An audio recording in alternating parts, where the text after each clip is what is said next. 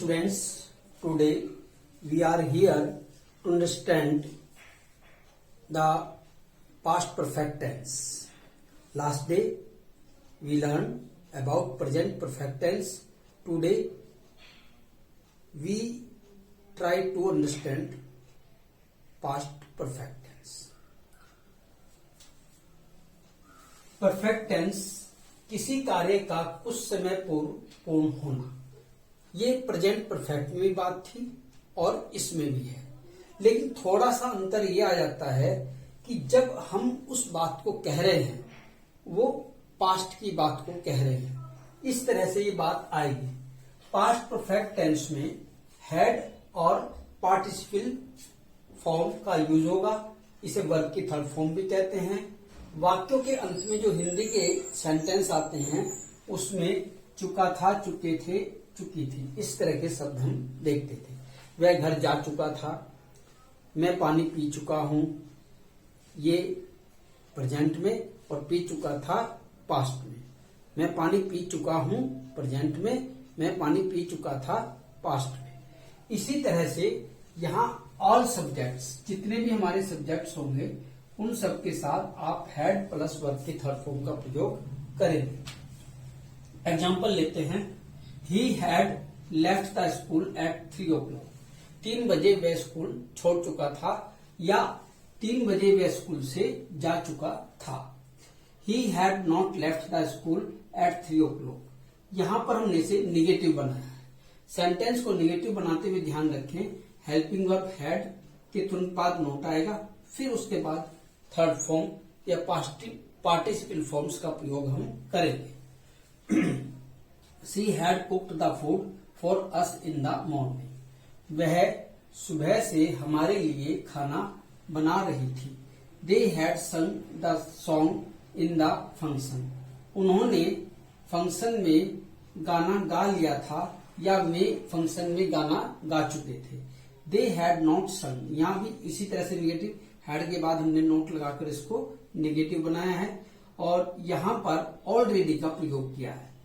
Ravi had already given all books to them. Already अपने आप में एडवर्ब है, इसका हम एडवर्बल प्रयोग करेंगे। हेल्पिंग वर्ब और मेन वर्ब के ठीक बीच में ऑलरेडी, नॉट, नेवर का प्रयोग किया जाता है। उसी तरह से हमने यहाँ पर ऑलरेडी का प्रयोग किया है। Next sentence, he had not reached. यहाँ पर भी देखिए आप, हैड और रीच्ड के बीच में नोट का प्रयोग किया गया।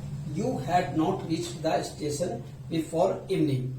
शाम से पहले वह स्टेशन नहीं पहुंच चुका था।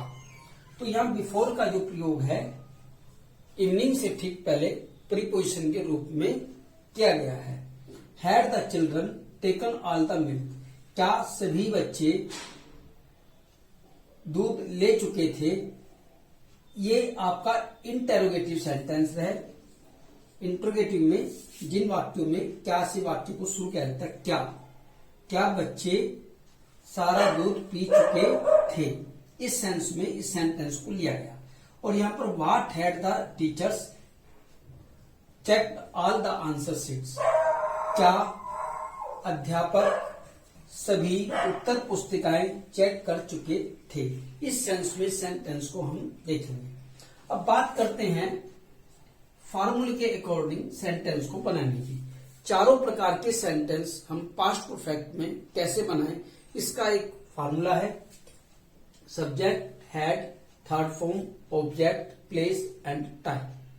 सबसे पहले किसी भी सेंटेंस में हम सब्जेक्ट लाएंगे, जैसे हमने यहाँ रवि लिया, उसके बाद हैड, उसके बाद थर्ड फॉर्म कार्ड, उसके बाद ऑब्जेक्ट देम, और फिर प्लेस किस स्थान पर, एट हिज होम, और फिर टाइम यहाँ पर यस्टरडे। यदि आप इस फार्मूले को फॉलो करते हैं निश्चित रूप से आपके सभी सेंटेंस करेक्ट बनेंगे, एक भी सेंटेंस आपका गलत नहीं होगा। अगर आप इस सेंटेंस को नेगेटिव में बना रहे हैं तो हैड के बाद यहाँ पर हमने नोट का प्रयोग करना है। Helping verb had, main verb, verb की थर्ड फॉर्म, इन दोनों के बीच में आपका नोट आना चाहिए। ठीक है, यहाँ पर हम एग्जाम्पल देखते हैं। Ravi had not called them at his home yesterday. इसी तरह से इंट्रोगेटिव बनाने के लिए हैड का प्रयोग वाक्य के शुरू में होगा, अर्थात सब्जेक्ट और हैड अपने स्थान बदल लेंगे। सब्जेक्ट हैड के स्थान पर और हैड सब्जेक्ट के स्थान पर यहाँ पर आएगा। तो यहां पर हमने हैड रवि, देखिए यहाँ पर रवि हैड था तो हैड रवि किया। आगे वाक्य को अफर्मेटिव बनाते हुए called them at his home yesterday, ये हमारा इंटरोगेटिव सेंटेंस तैयार हुआ। ये एसरेटिव सेंटेंस में अफर्मेटिव, और ये निगेटिव, ये इंटरोगेटिव, और ये डबल इंटरोगेटिव में वाई का प्रयोग करते हुए हमने सेंटेंस को बनाया। इस इंटरोगेटिव सेंटेंस में केवल वाई का प्रयोग करेंगे। स्टार्टिंग में वाई का प्रयोग यहां पर हुआ, had Ravi called them at his home yesterday.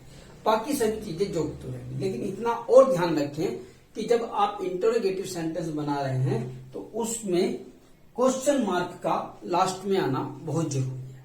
अब इस पास्ट परफेक्ट में संयुक्त वाक्य भी आते हैं, ज्वाइंट सेंटेंस भी आते हैं, जिसमें बिफोर वाक्य के बीच में होगा, एक सेंटेंस वाक्य के शुरू में और एक सेंटेंस वाक्य में, यानी कि दो वाक्य इसमें होंगे।